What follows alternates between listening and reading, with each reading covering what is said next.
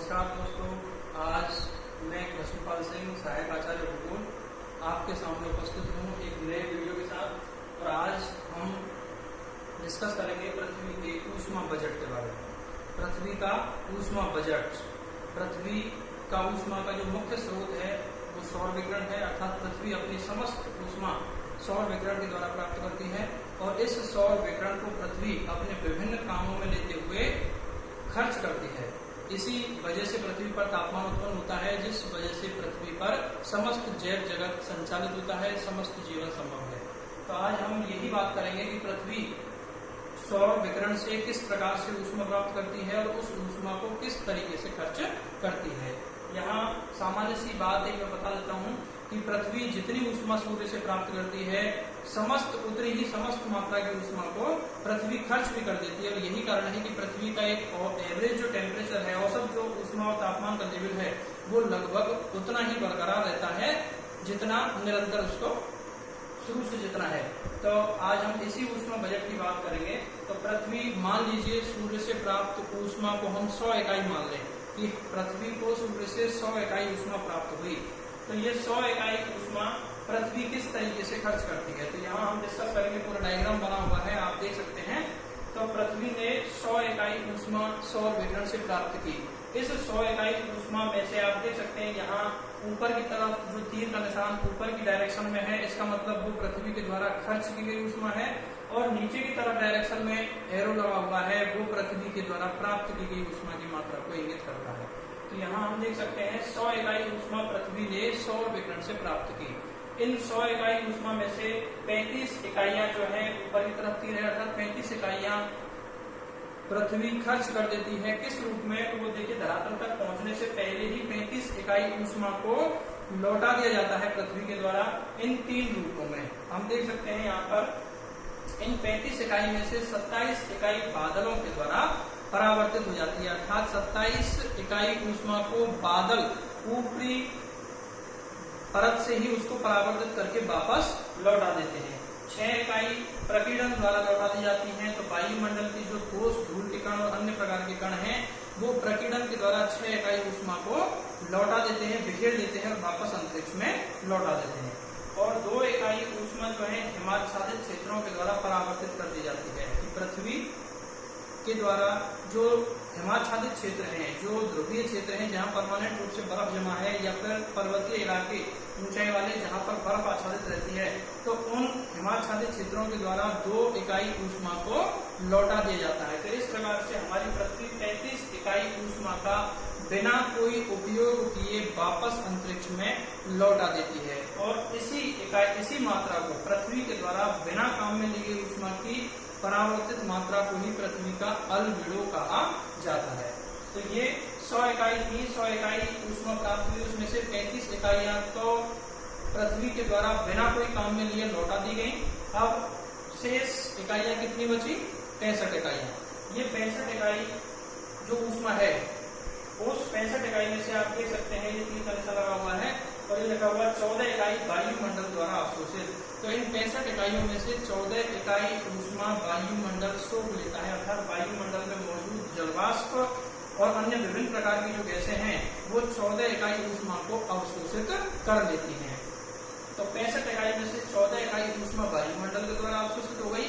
अब 14 इकाई अवशोषित होने के बाद में फिर 65 में से शेष कितनी बची? 51 इकाइयां। और ये शेष 51 इकाई देख सकते हैं लिखा हुआ है धरातल तक जाती है, अर्थात ये 51 इकाइयां धरातल तक पहुंचती हैं। तो सौर विकिरण में से 100 जो इकाई थी उसमें से केवल 51 इकाइयां जो है धरातल तक पहुंच पाती हैं। तो हम कह सकते हैं कि सौर विकिरण का लगभग 51% भाग धरातल तक पहुंचता है। ये 51 इकाइयां और ये 51 इकाइयां भी धरातल तक 2 रूपों में पहुंचती हैं। ये डायग्राम में आप देख सकते हैं 34 इकाइयां तो सीधे सौर विकिरण से धरातल तक पहुंच जाती हैं, अर्थात 34 इकाइयां सौर विकिरण से सीधे ही धरातल तक पहुंचती हैं।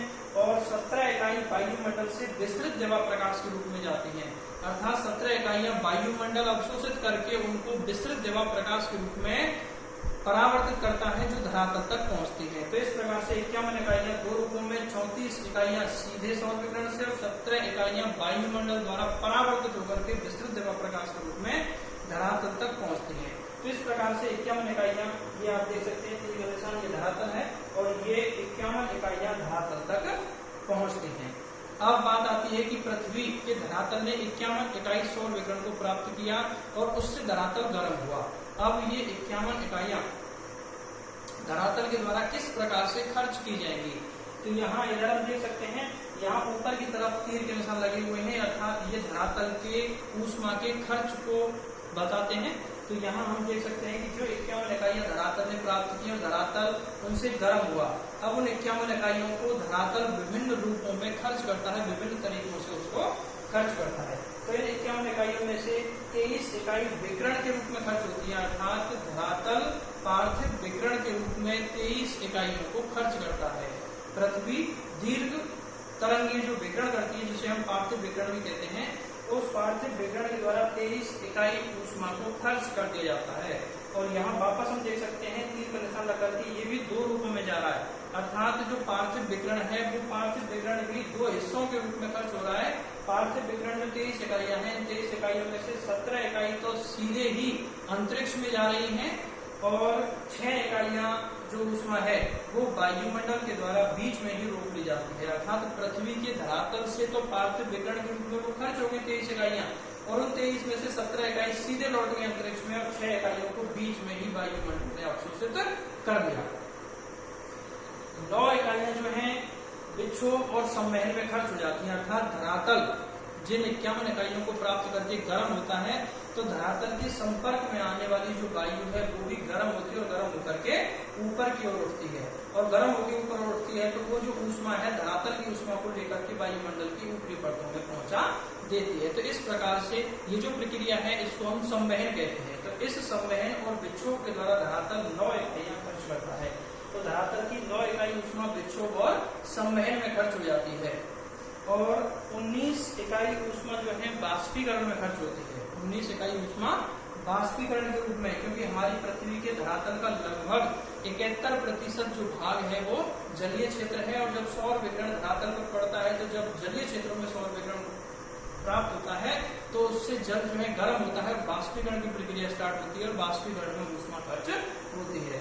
तो धरातल की लगभग 19 इकाइयां बाष्पीकरण के रूप में खर्च हो जाती है। तो इस प्रकार से धरातल ने जो 51 इकाइयां सौर विकिरण की प्राप्त की, उन 51 इकाइयों को धरातल ने लौटा दिया, जिसमें से 23 इकाई पार्थिव विकिरण के रूप में लौटाई, 9 इकाइयां विक्षोभ और संवहन के रूप में और 19 इकाइयां बाष्पीकरण में खर्च कर दी। इस प्रकार से धरातल 51 इकाइयों को वापस लौटा देता है या फिर कह सकते हैं कि 51 इकाई ऊष्मा को खर्च कर देता है और अपने पास कोई अवशेष नहीं रखता है। और यही कारण है कि हमारी पृथ्वी के धरातल का औसत जो तापमान है वो एक जैसा ही बना हुआ है।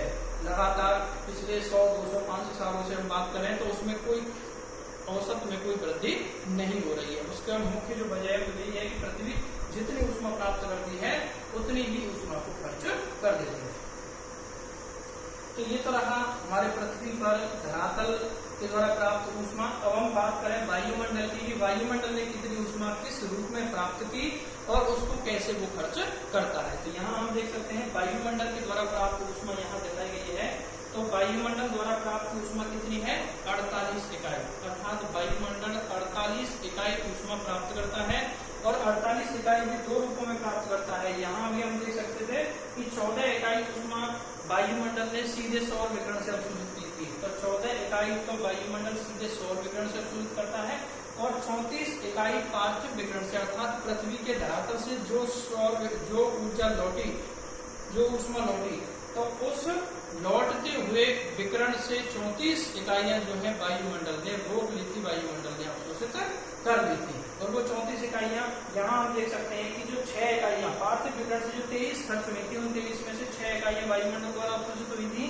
9 इकाई जो विक्षोभ और संवहन की वो भी वायुमंडल ने ही प्राप्त की और 19 इकाई जो बाष्पीकरण में खर्च हुई थी वो भी जब जलवाष्प संघनित होती है और संघनन के द्वारा बरसात होती है तो संघनन की जो गुप्त ऊष्मा निकलती है वो संघनन की गुप्त ऊष्मा भी वायुमंडल में ही समाहित होती है, वायुमंडल में ही मिल जाती है। तो वो 19 इकाइयां संघनन की गुप्त ऊष्मा के रूप में वायुमंडल प्राप्त करता है, 9 इकाई विक्षोभ और संवहन की प्राप्त करता है और 6 इकाई पार्थिव विकिरण की प्राप्त करता है। इस प्रकार 6 + 9 + 19 34 इकाइयां जो है वायुमंडल पार्थिव विकिरण से प्राप्त प्रकार से वायुमंडल 14 + 34 48 इकाई ऊष्मा प्राप्त करता है और इन 48 इकाई ऊष्मा को क्रम से धीरे धीरे करके अंतरिक्ष में मुक्त कर देता है, अंतरिक्ष में छोड़ देता है। इस प्रकार से हमारे धरातल और वायुमंडल का ऊष्मा बजट पूरी तरह से संतुलित अवस्था में रहता है। पृथ्वी का ऊष्मा बजट संतुलित रहता है और यही कारण है कि पृथ्वी के औसत तापमान में ना तो कमी होती है और ना ही बढ़ोतरी होती है। तो ये हमारा पृथ्वी का ऊष्मा बजट था। तो आशा करता हूँ कि आपको इस वीडियो में काफी चीजें सीखने को मिली होंगी। अब आगे नए वीडियो के साथ उपस्थित होंगे। धन्यवाद।